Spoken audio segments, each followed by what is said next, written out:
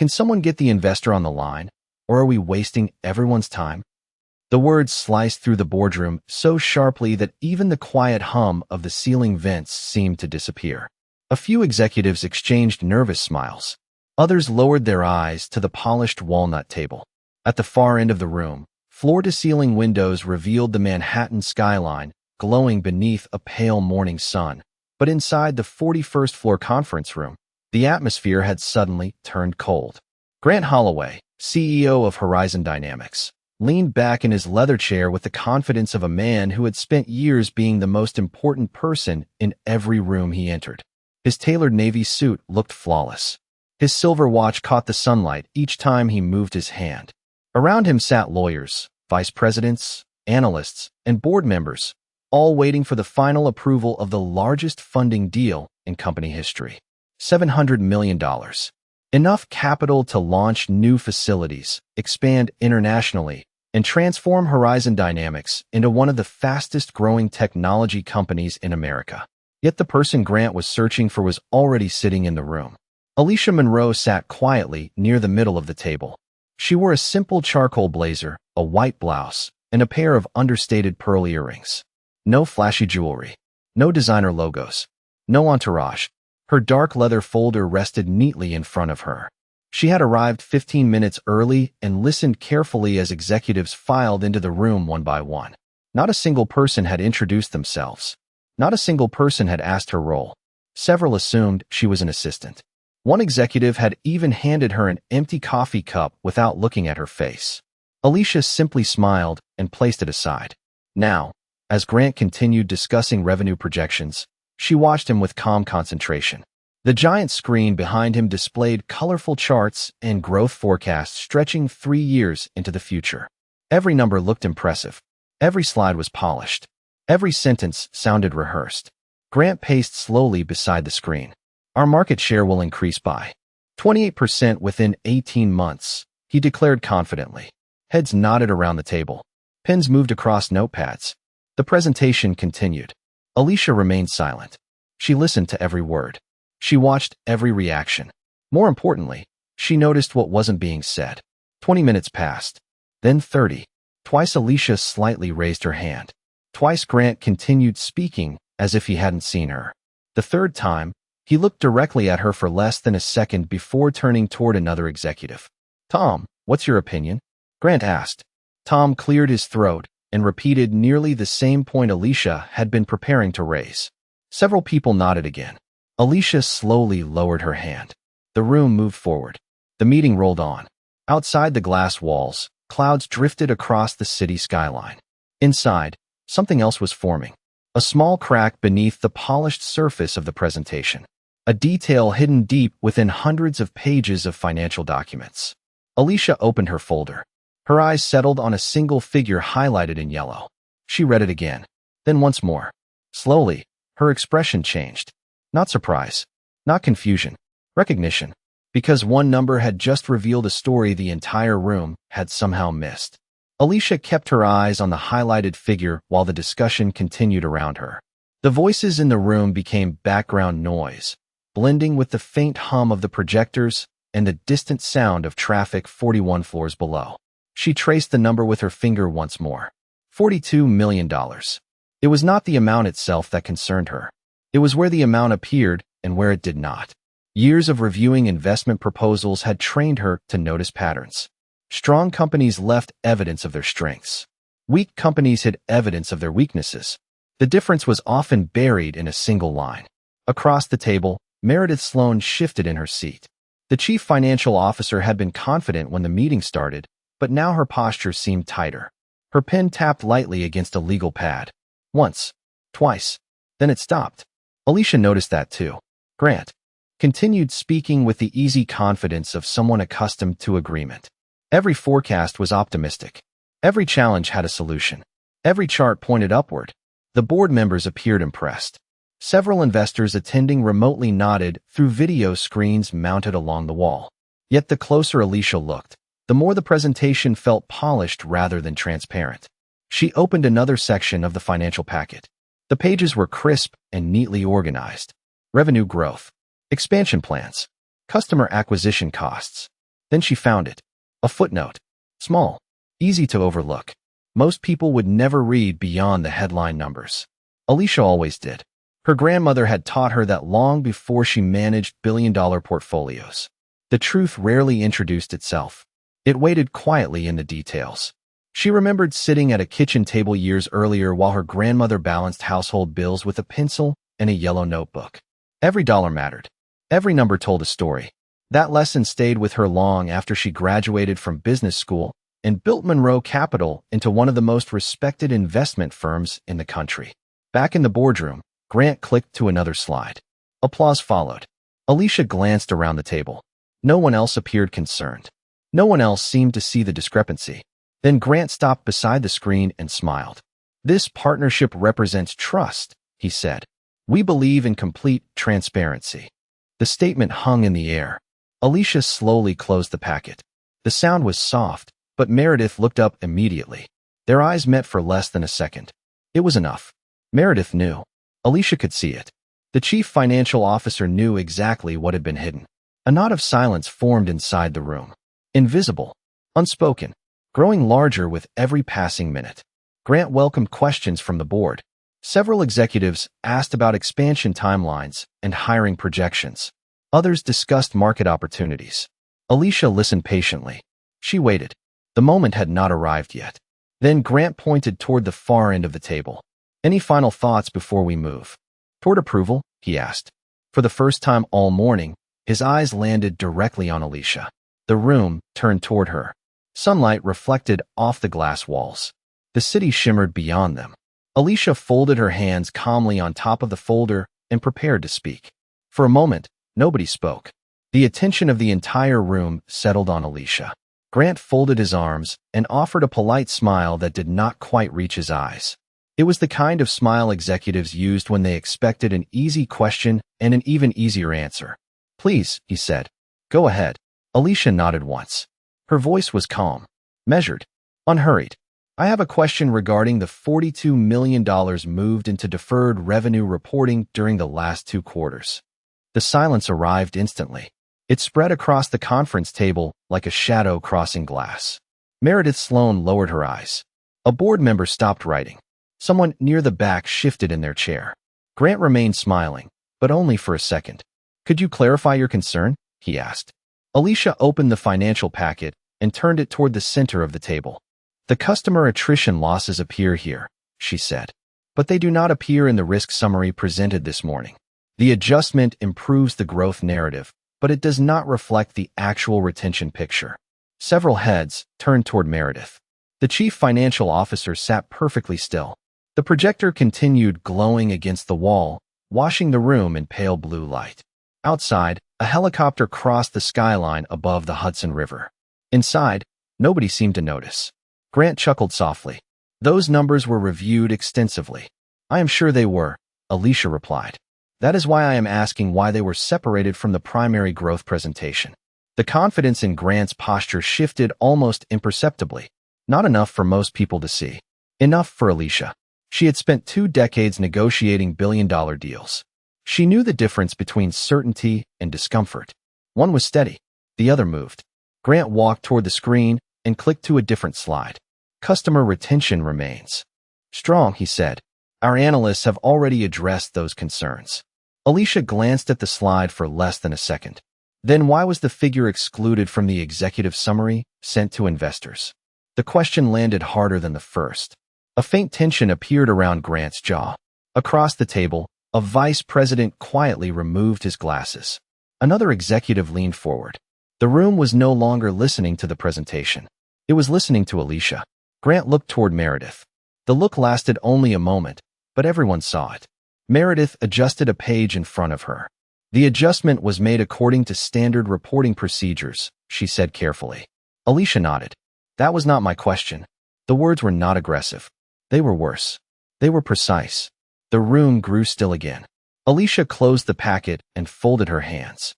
"My question is simple.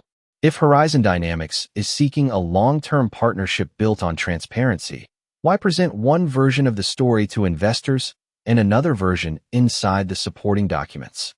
No one answered immediately. Even the air seemed heavier. The city beyond the glass walls shimmered beneath the afternoon sun, but inside the boardroom the atmosphere had changed completely. Grant was no longer controlling the conversation. For the first time that morning, he was reacting to it. Then something unexpected happened. A quiet voice came through one of the video conference speakers. "Actually," a remote board member said, "I would like to hear the answer to that question too." The request lingered in the air. No one rushed to answer it. The remote board member waited. The executives around the table waited.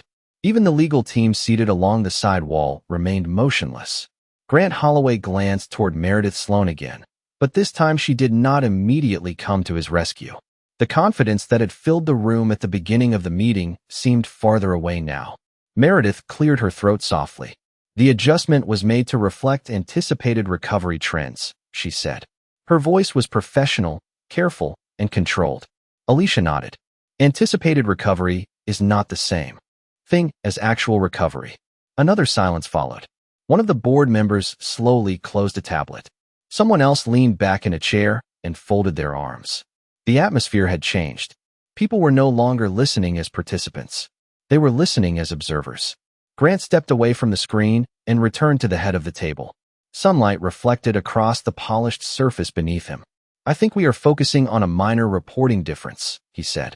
"The larger picture remains extremely strong." Alicia met his gaze. $42 million is not a minor difference. The words landed with quiet force. No raised voice. No anger. Just certainty. Across the room, a young analyst looked down at his notes and began reviewing numbers. A lawyer whispered something to the executive beside her. The presentation that had seemed flawless less than an hour ago was beginning to feel fragile. Grant forced a smile. "With respect, I do not believe you have the full context." Alicia folded her hands together. "Then provide it."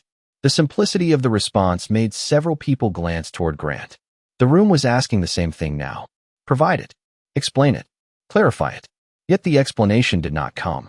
Instead, Grant turned toward the screen again and attempted to redirect the conversation.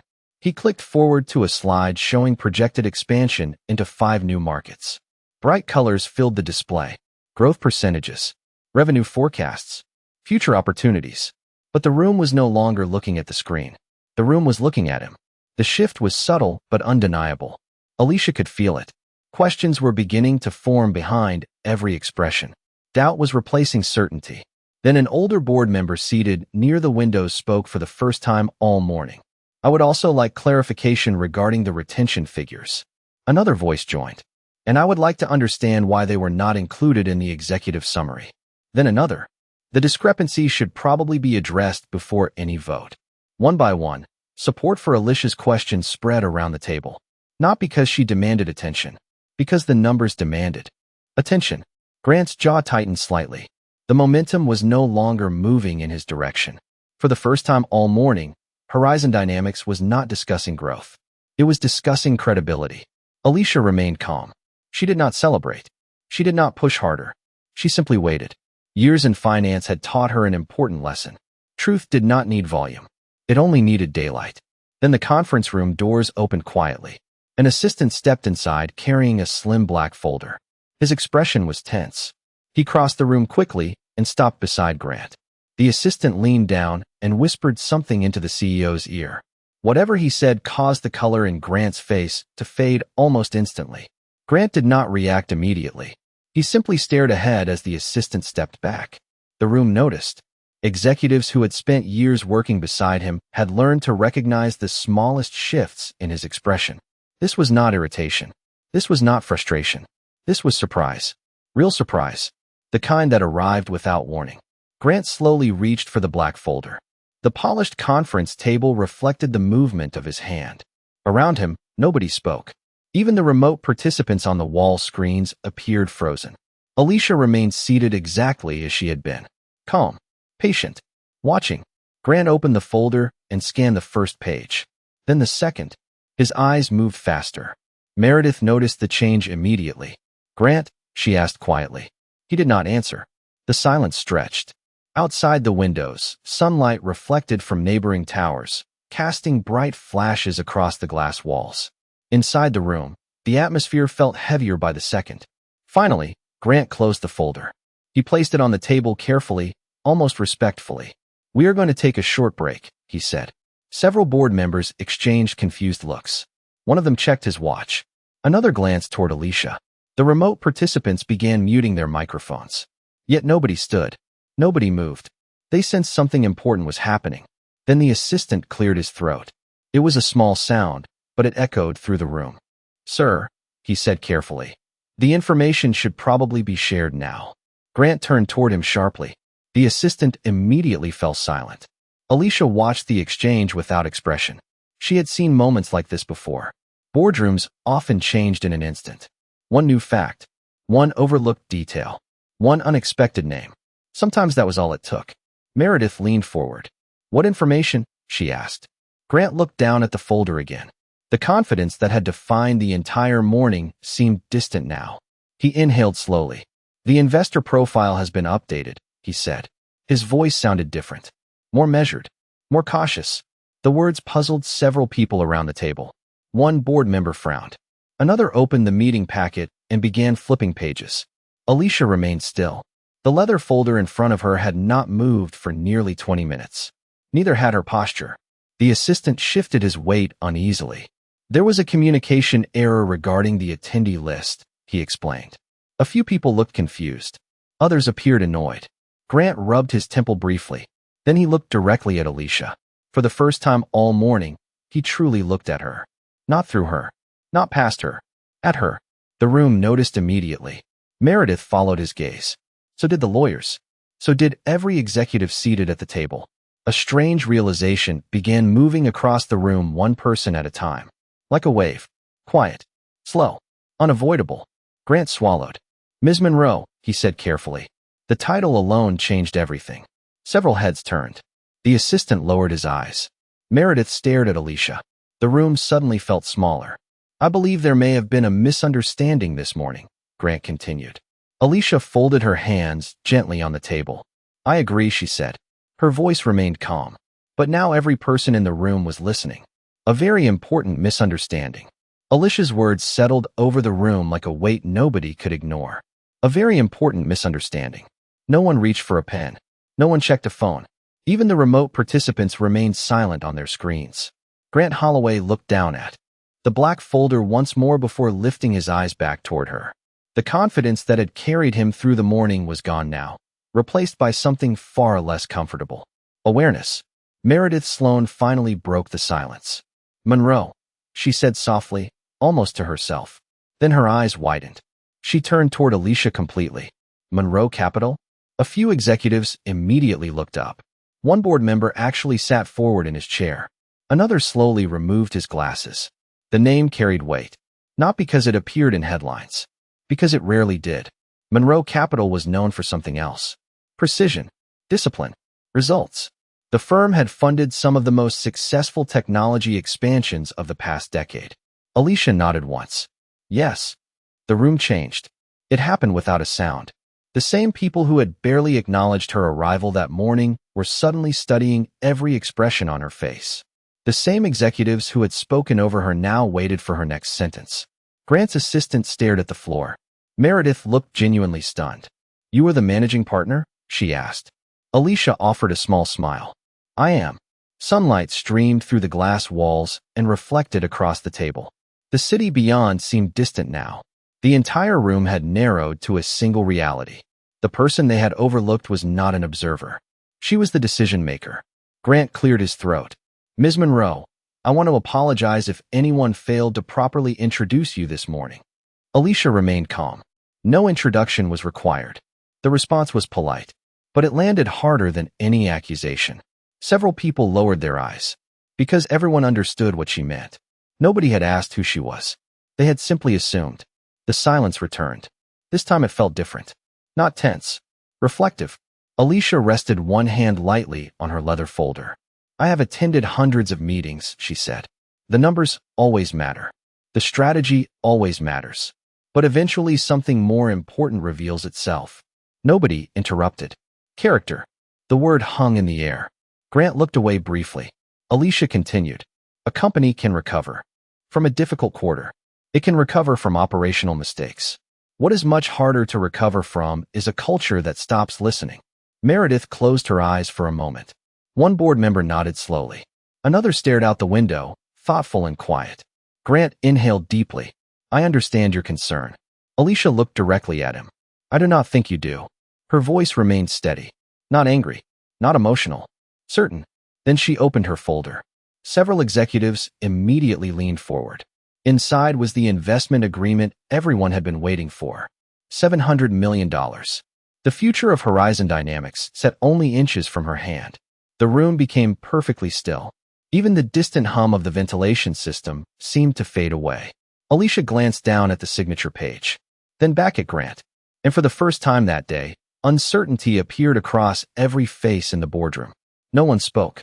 The investment agreement remained open in front of Alicia like a quiet verdict waiting to be delivered. The signature page rested beneath the soft light pouring through the windows, its edges perfectly aligned with the polished conference table. $700 million. For most people in the room, the number felt almost impossible to comprehend. For Alicia, it represented something far simpler. Responsibility. Grant Holloway looked at the document and then back at her. The distance between them was less than 20 feet, yet the gap felt much larger now. Earlier that morning, he had controlled every conversation. Every question flowed through him. Every decision seemed to belong to him. Now the room had shifted. The balance of power had changed so completely that nobody knew what to say next. Meredith Sloan finally leaned forward. Ms. Monroe, she said carefully, I hope you understand that the values of this company extend beyond one difficult meeting. Alicia nodded slightly. I always evaluate more than a meeting. The response offered a brief moment of relief around the table. Several executives exchanged hopeful looks. Perhaps there was still a path forward. Perhaps the damage was not permanent. Alicia glanced toward the windows. Far below, tiny yellow taxis moved through Manhattan streets like streams of gold. The city never stopped. Markets rose and fell. Companies succeeded and failed. Opportunities appeared and disappeared. She had learned long ago that timing mattered. Character mattered more. Before Monroe Capital enters any partnership, she said, we perform extensive due diligence. Heads nodded. Everyone expected that. Financial due diligence. Operational due diligence. Legal due diligence. She paused. And leadership due diligence. The room grew quiet again.